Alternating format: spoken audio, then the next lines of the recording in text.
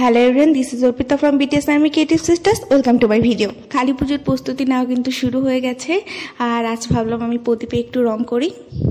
আগের বছর আমার এক্সাম থাকার কারণে প্রদীপগুলোতে রং করা হয়নি, এই জন্য প্রদীপের খুবই খারাপ অবস্থা হয়ে গেছে। 2 বছর যেহেতু রং করা হয় না, তো এইবার ভাবলাম খুব সুন্দর করে এগুলোতে রং করি।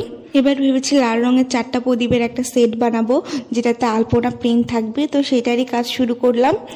আর এই তো দেখতে পাচ্ছ যে একটা অলরেডি কিন্তু আমি বানিয়েছি, আর এই যে মোটামুটি কাজ চলছে। ঘরের একদম নাজেহাল অবস্থা হয়ে গেছে, আসলে কালার করতে বসলে এই অবস্থাই হয় আমার। আর এই তো 4টার সেট রেডি, দেখতেই পাচ্ছ। আমি এটার কথাই বলছিলাম যে রেডের মধ্যে 4টা সেট করব। প্রথমটাতে আমি পদ্ম করেছি, তারপরেতে তো পদ্ম করেছি কিন্তু একটু অন্যভাবে, মানে মনে যে ডিজাইনটা আসছে সেটাই করেছি আর কি। আর এই প্রদীপগুলোতে কালার হিসেবে আমি অ্যাক্রিলিক কালার ইউজ করেছি, অ্যান্ড ইজ ডান। সবগুলো প্রদীপই কালার করা হয়ে গেছে। খুবই কালারফুল লাগছিল, দেখতেও অনেক সুন্দর লাগছিল। এখন তোমাদেরকে দেখাই আমার পার্সোনালি যেই ডিজাইনগুলো অনেক বেশি পছন্দ হয়েছে, যেমন এই ময়ূরটা, তারপর সাদা ফুলের এই প্রদীপটা, তারপরে পদ্ম দেওয়া এই প্রদীপটা, আর BTS my all time favourite. তারপরে পার্পলের মধ্যে এই আলপনা ডিজাইনটা, ওং লেখা এই প্রদীপটা। আর এগুলো কিন্তু আমার মা করেছে। আমি যখনই প্রদীপ পাঠ করতে বসি, মা আমার পাশে আমাকে হেল্প করতে বসে।